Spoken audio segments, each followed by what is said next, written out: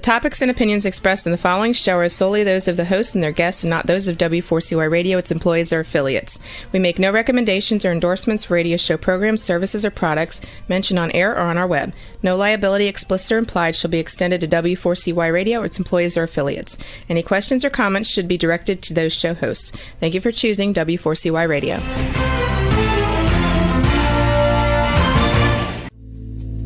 Welcome to Powerful Business Strategies, where you will find out that everything you have ever learned about growing your business is wrong. Finally, a show where you'll learn the right way to grow your business by learning business and financial strategies that your competition isn't doing. And now, here is your host, President of Next Step CFO, Michael Barbarita. And joining Michael for today's show as an executive moderator is Chucky Obia. Yes, this is Chucky, and I believe that gratitude is undefeated and growth is about the next step. And it is an honor for me to moderate today's discussion with my good friend, Michael. Michael, how are you? Great. How's it going, Chucky? It's going well. Excellent. And yes, my name is Michael Barbarita, President of Next Step CFO. And Next Step CFO is a fractional CFO and strategic implementation firm. And our vision is to ensure overwhelmed business owners achieve the time freedom and consistent profits to build a legacy and live the life they desire. Our mission is dedicated to guiding small business owners to leveraging their time, exploding their profits, and build a meaningful legacy. This show, Powerful Business Strategies, in our book of the same name, is a step toward accomplishing that vision and mission. And so with that, I'd like to hand it back to my co-author and moderator for the show, Chucky Obia.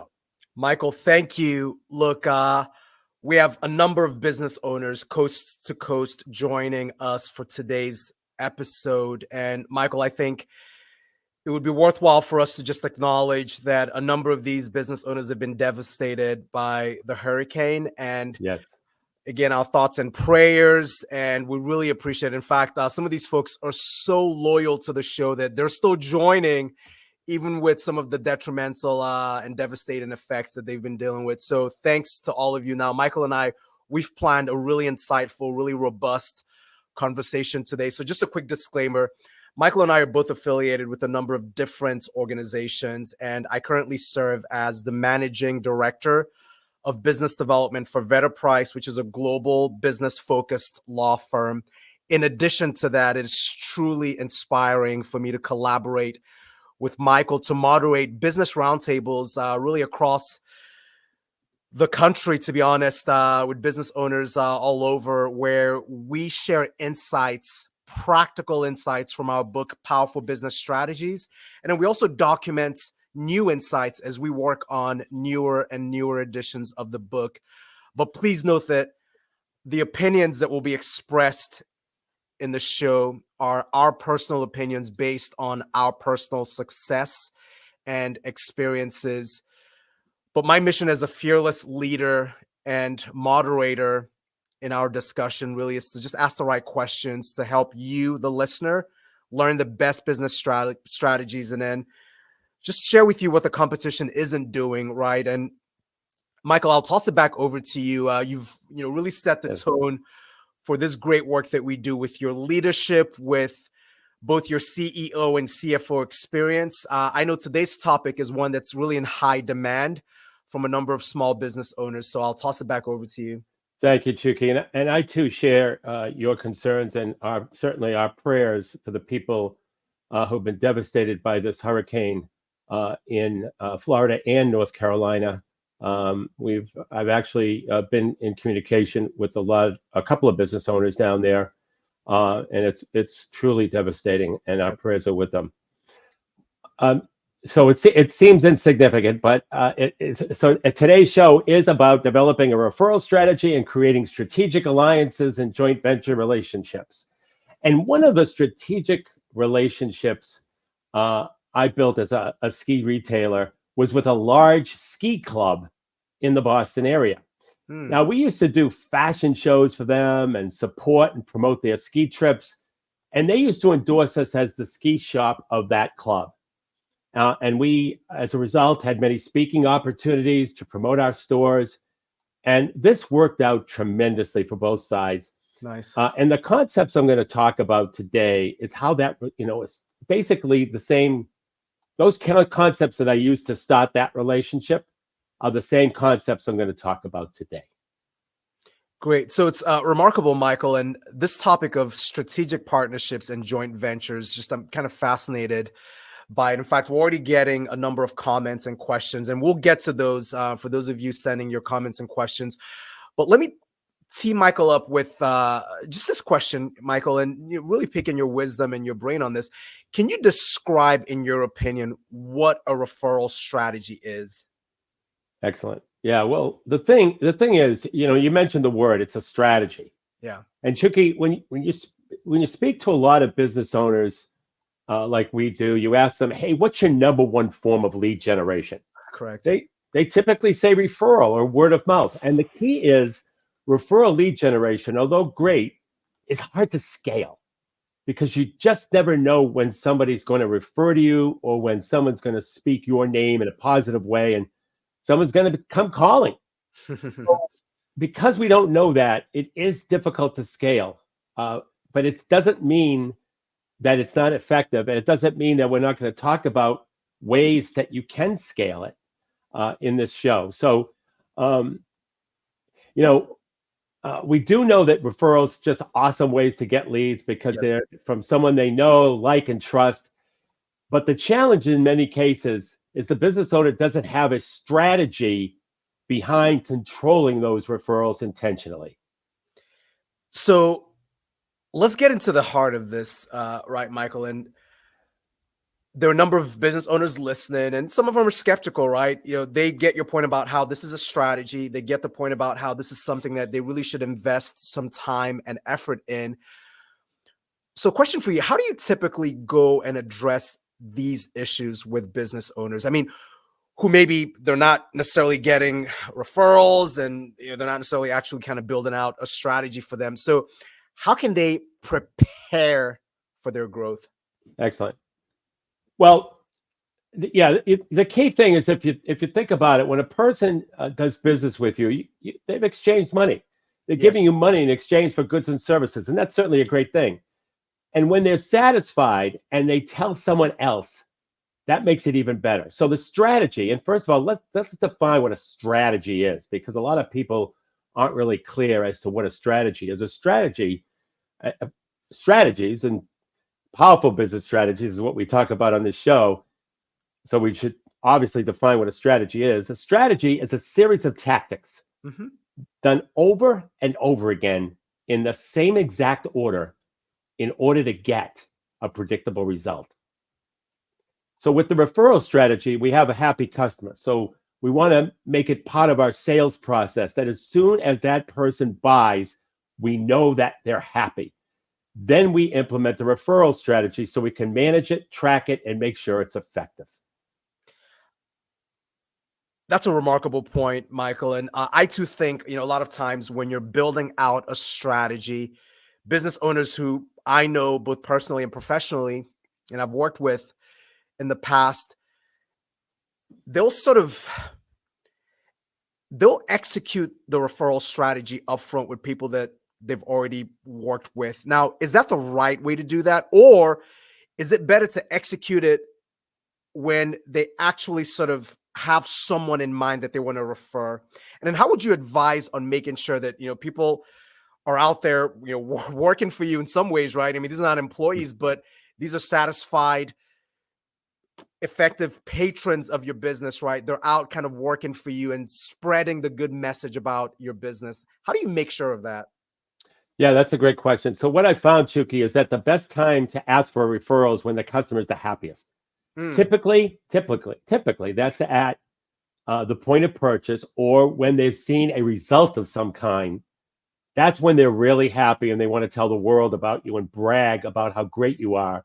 So that's where you want to implement that strategy, when they're happiest. It could be at the beginning of the process, and we have a strategy for that I'll talk about later on. But it could be also at the end of the process or where, you did something great for them. Now, so let me share an example. So here's something a car dealership implemented that was incredibly successful, and they did it after the customer was happy. So a person bought a car, and the car came back from cleanup. It's nice and shiny. It's pretty. The buyer's excited. They've gotten their little walk around. They're ready to take it home. So that's the perfect time to ask for referrals. And let me tell you the strategy that was implemented in this particular dealership that increased their sales by 40% from just this one referral strategy.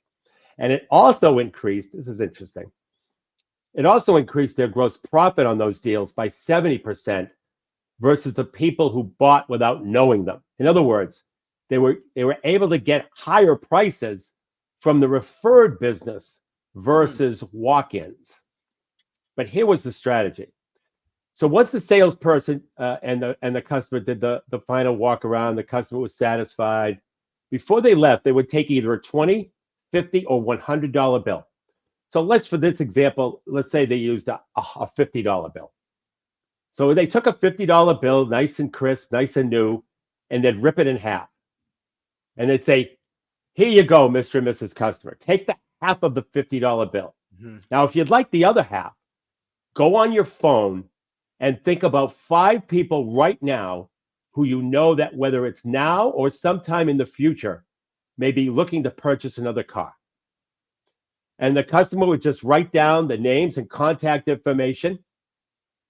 And then the salesman gave the other half of the $50 bill. Now, if they wanted 10 referrals, guess what? They pulled out the $100 bill and did the same thing. So here's, and the customer, after they pulled out their phone, here are 10 names and phone numbers. That was an amazing strategy. And they did it with every single delivery of a car.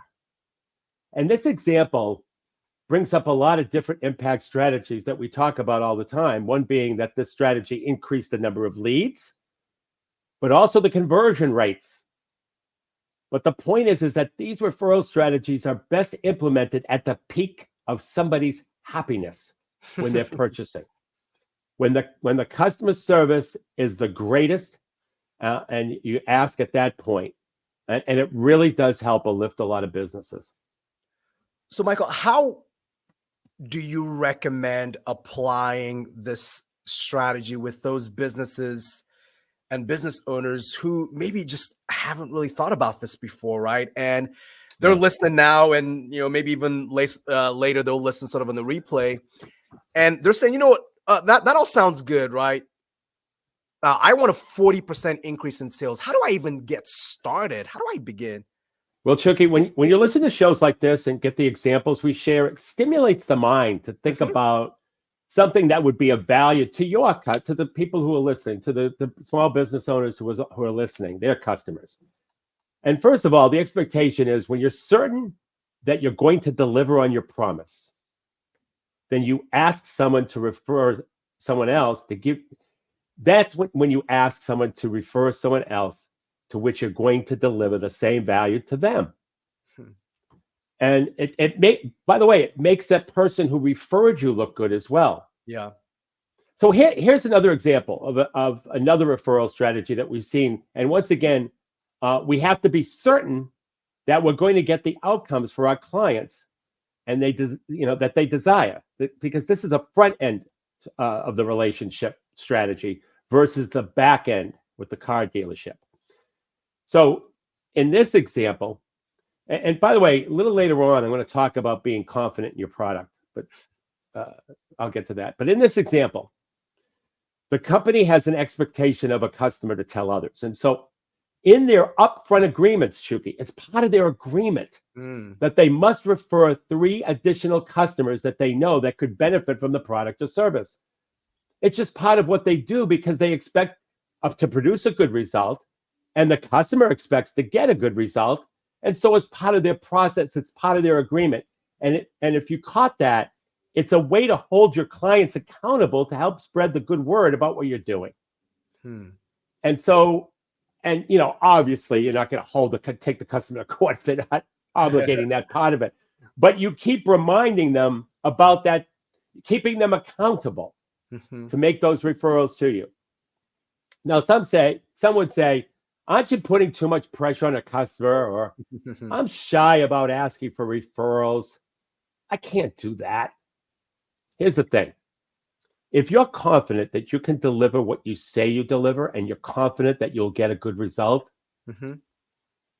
then you're helping people by having a referral strategy. You're helping more people, including the customer who you are asking to make the referrals. Versus, think about the opposite side. Not asking for the referral, not having a referral strategy, being shy. When you don't ask for referrals because you think you are being self-serving with the customer, or you're shy, you don't want to be aggressive, think about all the potential people you are depriving to improve their lives. At the very least, you're depriving them of the opportunity to improve their lives. Is helping people improving their lives self-serving? Think about that. The way I look at it is it's your absolute obligation to be aggressive, to ask for referrals so that you can improve other people's lives. Now, if you don't believe in your product or service, or you think it's just like everyone else's, no better, no worse, then I understand why you're shy. Why you don't want to be, and I understand why you don't want to be aggressive. And guess what?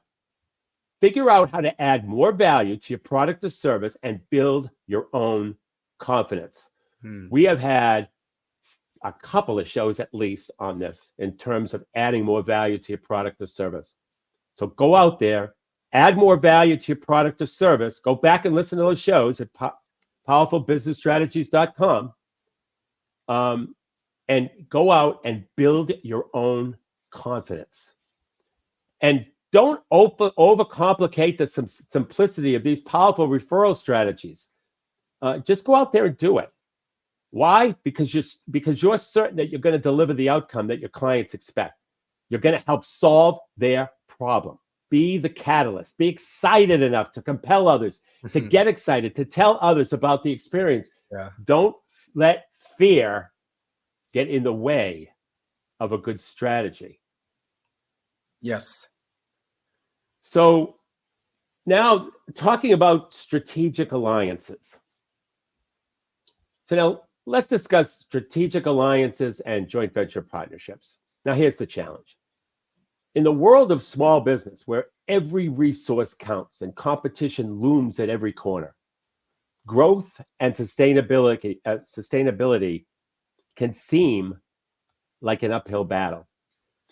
In today's competitive market, forming strategic alliances and joint ventures is more than just a growth strategy. It's a survival tactic for small businesses. It's a real game changer. What if the missing piece in your growth strategy is collaboration? Let's explore the transformative opportunity that strategic alliances and joint venture partnerships bring. Now, there's a lot of power in strategic alliances. They're your gateway to shared resources, innovation, and unlocking new markets. Imagine combining forces to amplify your strengths and mitigate your weaknesses. Here's some of the benefits. Through strategic alliances, envision slashing your operational costs. And if there's time, I'll go over that too, because every time we think of strategic partnerships, we think of revenue generation, where in actuality, I can share a couple of experiences where I actually reduced my cost through pooling resources. So through strategic alliances, envision slashing your operational costs, captivating new customer segments, elevating your brand, enriching your product line. Now let's go into a little bit more of an explanation of joint partnerships. So joint partnerships are your bridge to pulling expertise, sharing risk, doubling down on achieving common goals and shared rewards. And some of the advantages, once again, by leveraging your combined unparalleled expertise, you can breach new markets, ignite innovation, and track more business growth with a joint venture approach.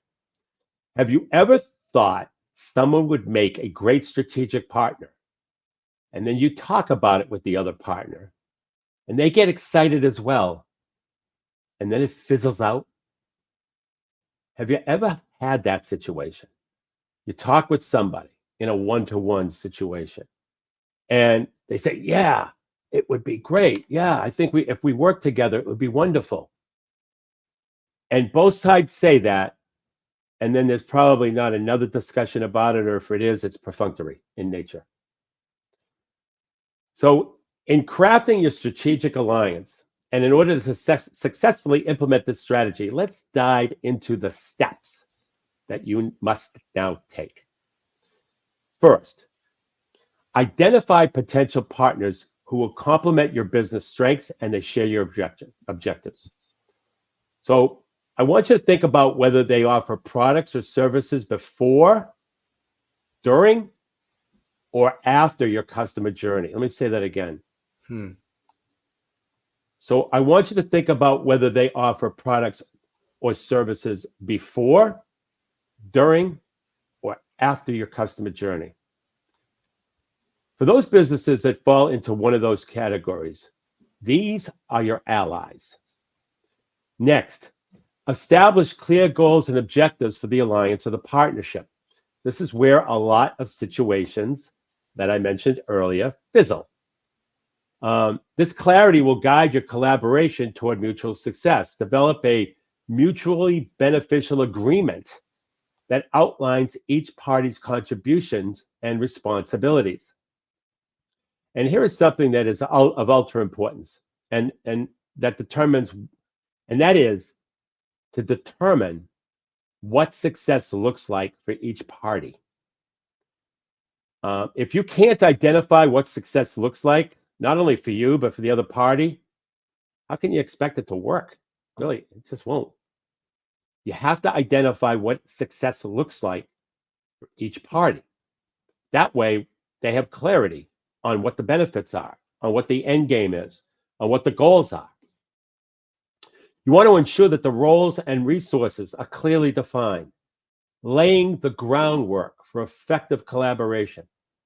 Lastly, establish open and transparent communication channels. Regular and clear communication is the backbone, literally the backbone of any successful partnership, ensuring that all parties are aligned and can address challenges proactively. So in other words, have regular meetings. Yeah. That's how you keep that communication flowing. The reason why your strategic partnerships have failed to get to first or second base is because you're not following these steps. So let's talk about success in action. Countless small business owners have catapulted to success by embracing strategic alliances and joint ventures, and certainly yours could be next. Keep in mind, the only alliances that work are ones where accountability and revenue targets are established, and clarity around execution is defined as well. Now, although you're creating a win-win for all involved, always stress how the other party will win by doing their part.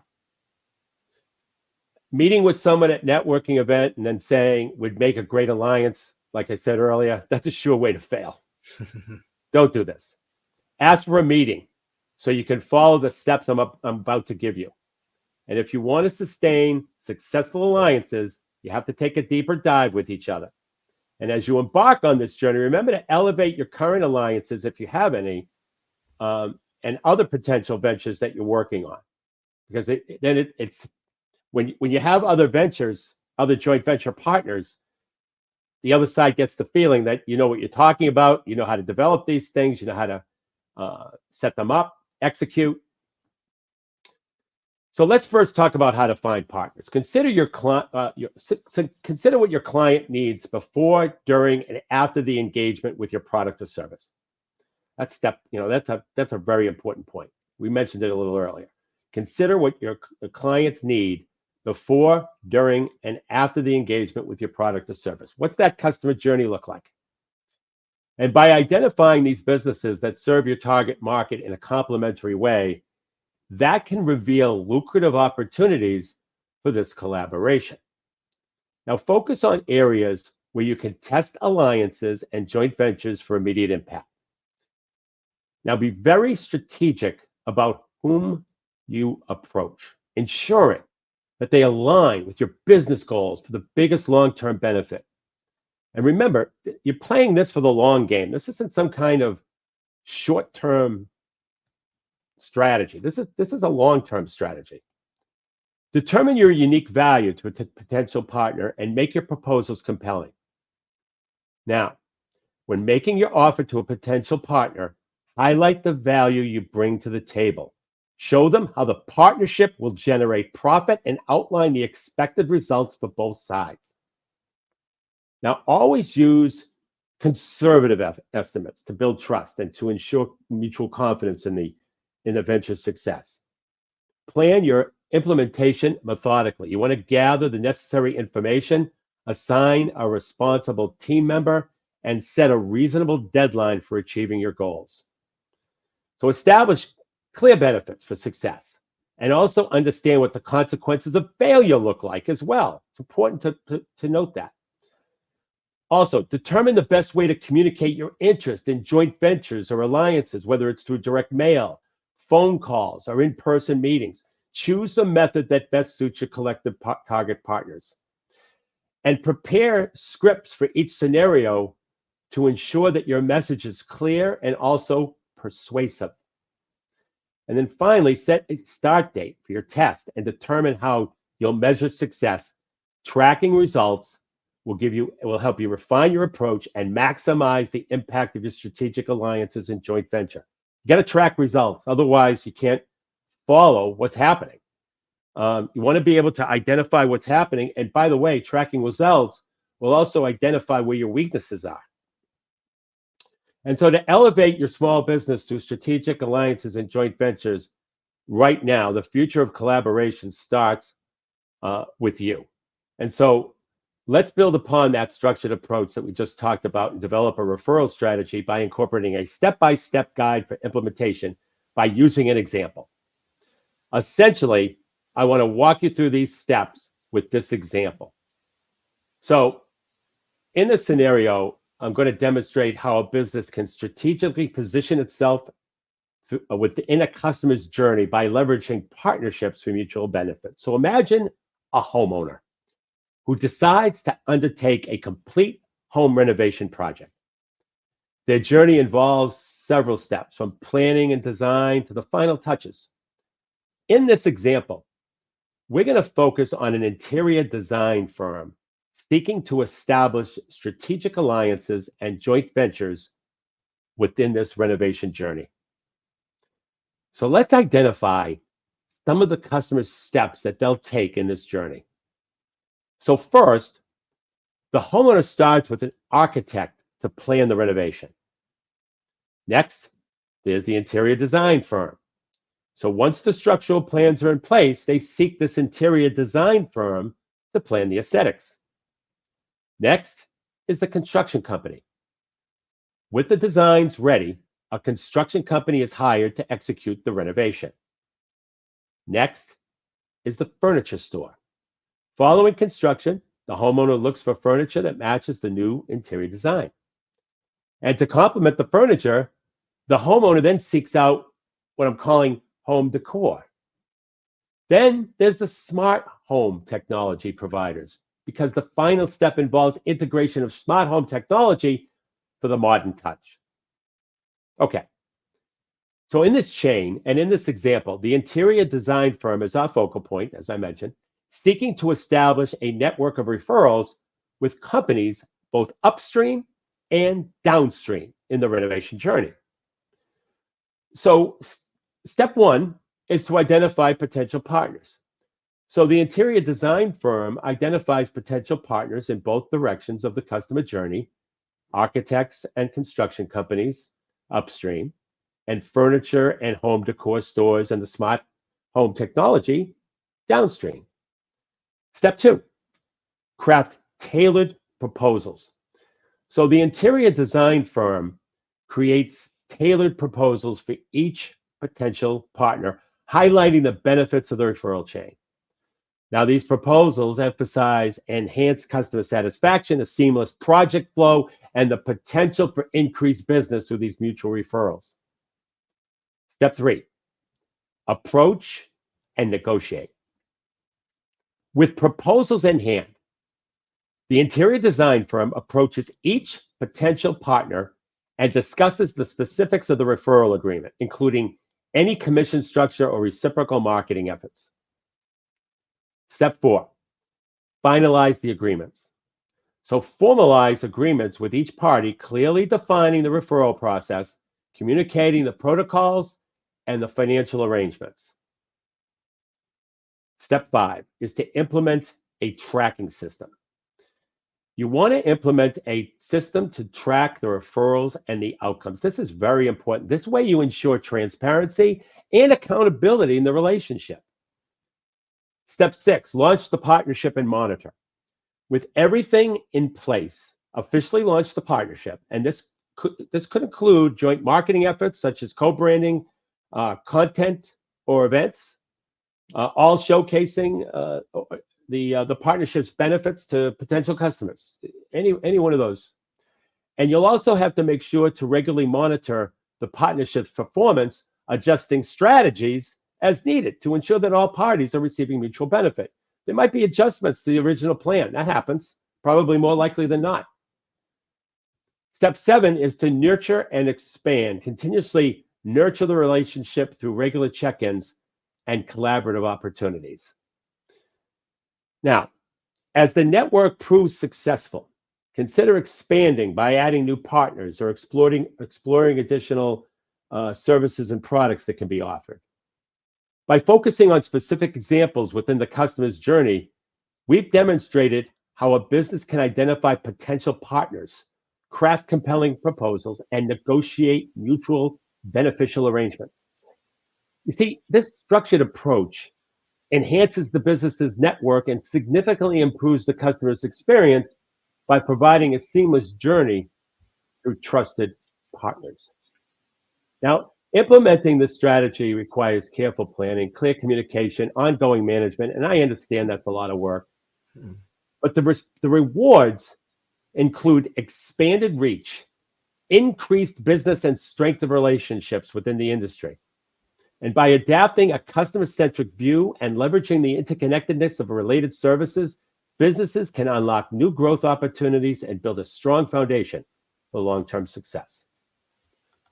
So through strategic alliances and joint ventures, your company can expand its reach and transform the journey into a seamless and satisfying experience for your partners. Keep in mind, in unity, there's strength.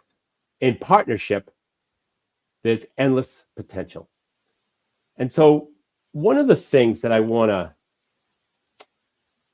double down on, if you will, it's important during your collaboration to assign responsibilities to both you and the partner in the partnership. This is really important because the work shouldn't all be on you. It's a partnership and it's a strategic alliance. So there's going to be things that the strategic partner is going to be good at, and there's going to be things that you're going to be good at. And identifying those strengths and weaknesses and issuing responsibility and tasks to the other party as well as yourself lends itself to a very fair, equitable, and strong partnership. So it is really important because there is a lot of work involved in a strategic partnership. It's not one of these things where one meeting does the trick. Because, I mean, as I talked about earlier, if you're going to have one meeting and everybody's going to get excited and then nothing happens and it fizzles out, what's the point?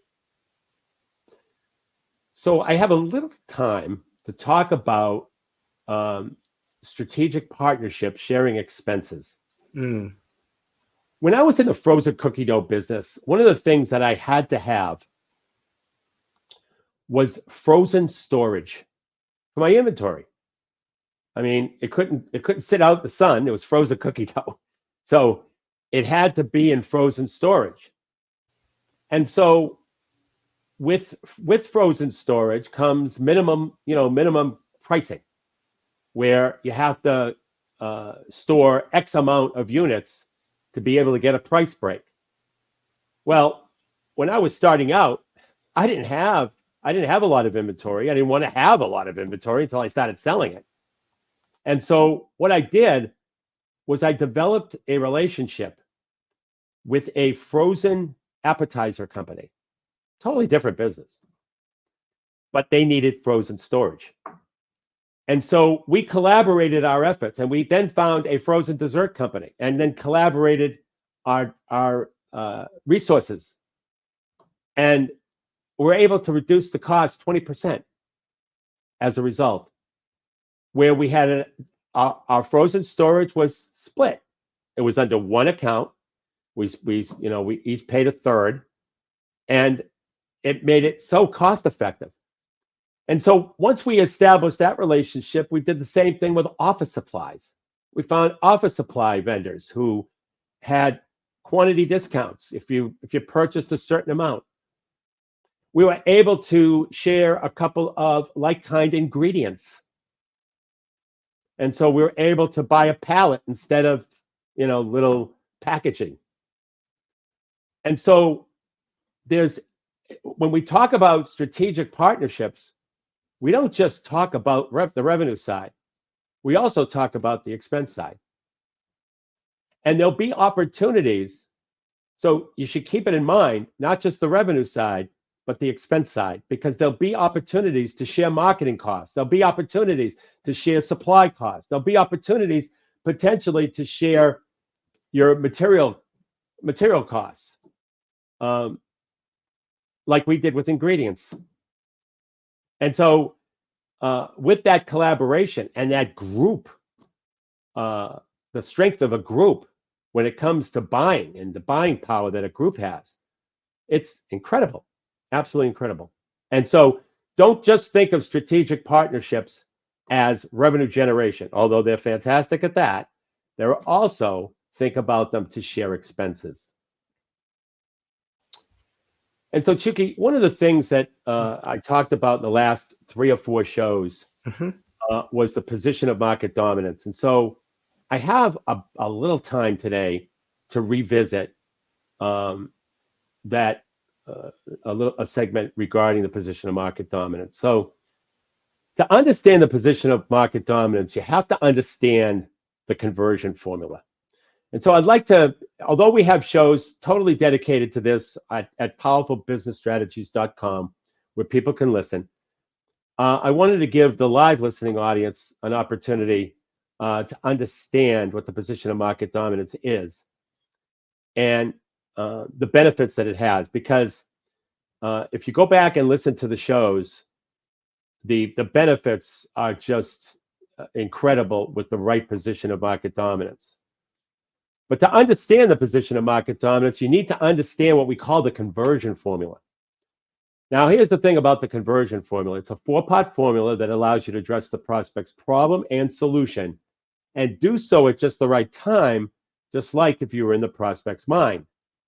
And it must be followed, just like any other formula, with all 4 parts executed in the right order. Otherwise, it just doesn't work. So it's got to be followed very precisely. So here's the formula. It starts with what we call the captivate. It's a headline. And it happens to be the problem that the customer has that they don't want. It's designed to stop the prospect in their tracks, to interrupt them, if you will. And this headline or problem is the first thing you should say out of your mouth, or that a person sees or hears from you or about your business. And it must really identify the problem they have, because you only have 3 to 5 seconds to keep their attention. But if you identify what that problem is, and we have strategies on how to do that. We have a whole step-by-step program as to how to go about doing that. But you really have to identify the real problem that the customer has, whether it's a problem in the industry, or it could be a problem with businesses in your industry in general. Or it could be a particular problem with your product. But if you can identify that problem, that's the first step of the conversion formula. The second step is something we call fascinate. Now that you've interrupted the customer, you've captivated them, if you will. With the problem itself, we have to keep their attention, and we have to engage them with a subheadline or the second thing they see, which happens to be your solution to that problem that they can't find. You see, these first two parts of the conversion formula is what we call the position of market dominance.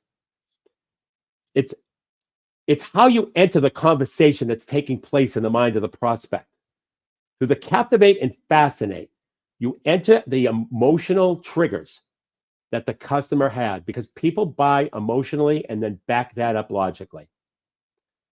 So I'm going to repeat it one more time. These first two parts of the conversion formula are the key to successful marketing. If these first two parts don't work, the formula will not do its job, and the third and fourth part will not work. And those first two components are called the position of market dominance. And you need to get the position of market dominance right, which is the captivate and fascinate of the conversion formula. The problem and the solution, or the conversion formula falls apart. So now educate. Now that the third component of the conversion formula is we have to educate them. Now that we've captivated them and got their attention, which is ordinarily difficult to do, we have the time to give the prospect more information on how we go about solving the problem. Remember how I said that people buy based on emotion and then back up that emotion logically? Well, that's the beauty of the conversion formula. With the captivate and the fascinate, the problem and the solution, you are hitting the emotional triggers of the prospect. The educate is the logical trigger. The educate allows somebody to explain to a spouse or somebody else, if necessary, to make a buying decision, the logic behind the decision. So that third component is really important, because it introduces the logic. Because what you do during the educate, now that you've captivated and fascinated them, you start to talk more, go into more detail on how you go about solving that problem. And that's the logic behind their purchase. And then finally, the close. We have to end the conversion formula with an offer. And that has to be a compelling offer. And it has to be one that's so resistible that the prospect would be foolish to turn it down. And there's 5 components of a compelling offer that I'd like to quickly review in the few minutes that I have before we get to compliments. Those 5 components of a compelling offer, your offer should include one or more of these components. Number 1, urgency or scarcity. Urgency. You have until Friday to take advantage of this offer. Scarcity. There's only 3 left. Very important.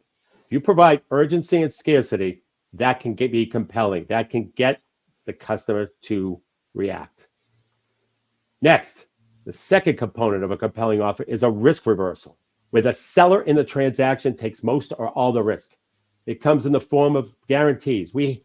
I've said this a few times, that when I was in the ski business, we had a ski performance guarantee. Ski the ski 3 times. You don't like it, bring it back for a brand new pair. Sold 8,000 pair of skis, 8 came back. Customers love to buy. They love to buy. They hate to be sold, but they love to buy.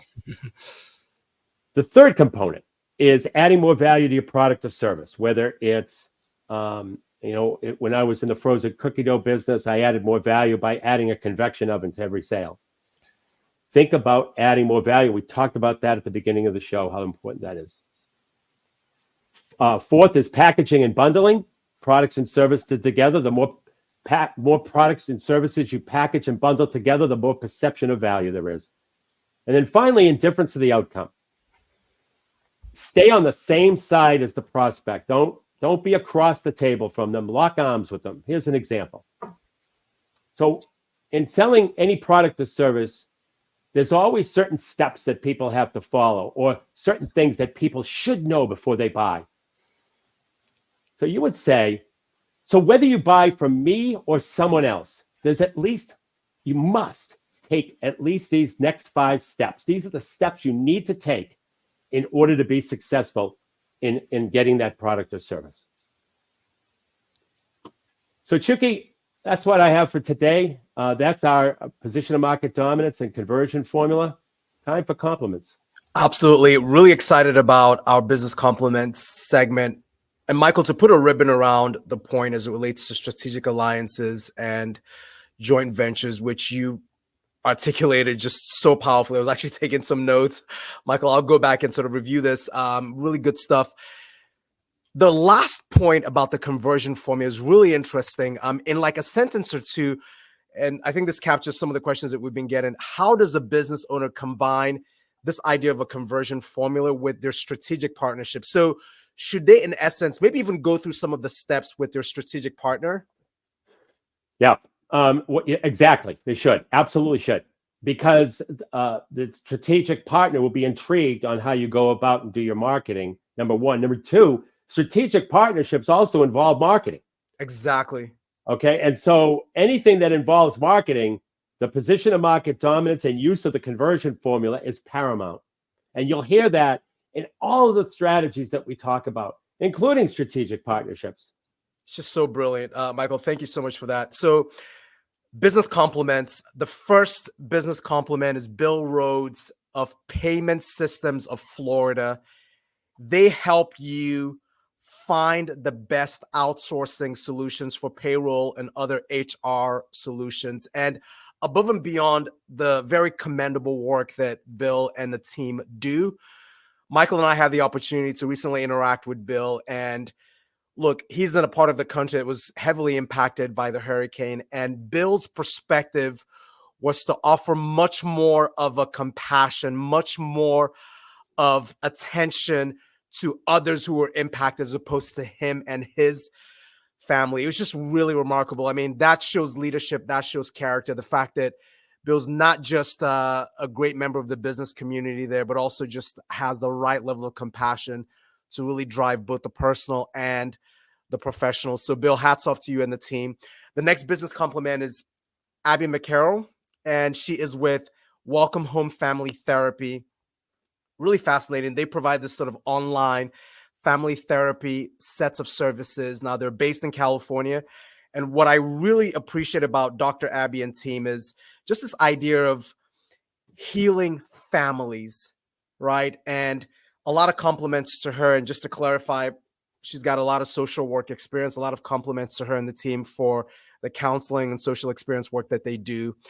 The third business compliment is Donna Aldrich with Go Rascal Mortgage Incorporated. She's a certified mortgage planner and consultant. She has some really good insights, by the way, and some practical tips on how credit impacts your ability to qualify and get approved for a mortgage. So some very practical insights, and feel free to reach out to Donna on that. The fourth, Jennifer Olson with Watermelon Mountain Ranch, a great community leader. She does a lot of outreach work.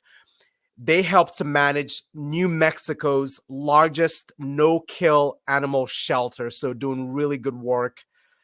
And then last but not least, Michael, I mean, we've got to spotlight Bob McNally, and he is with Green River Associates. They provide IT consulting and support services to clients really all over New England, so all over the East Coast. I like their commitment. They've got this 3S commitment: support, solution, and security. And part of how they drive that 3S commitment is to really come up with a personalized consultation plan for every single one of their clients. So all across the board, all of these business owners deserve these spotlighted compliments for the good work that they do and then the impact on their business communities. Michael, back to you. Thank you, Chucky. So I want to remind our listeners to listen to any recording that we have of any of our shows. You can go to powerfulbusinessstrategies.com. And to get a copy of the book, Powerful Business Strategies, simply go to our website, www.nextstepcfo.net. It's totally complimentary. And until next Monday at noon Eastern Time. For Chucky Obio, my name is Michael Barbarita. And remember, don't keep doing what your competition is doing. You have been listening to Powerful Business Strategies, finding out that everything you ever learned about growing your business is wrong. Tune in next week and every week at noon Eastern Time on W4CY Radio with your host, Michael Barbarita of Next Step CFO and moderator Chucky Obio.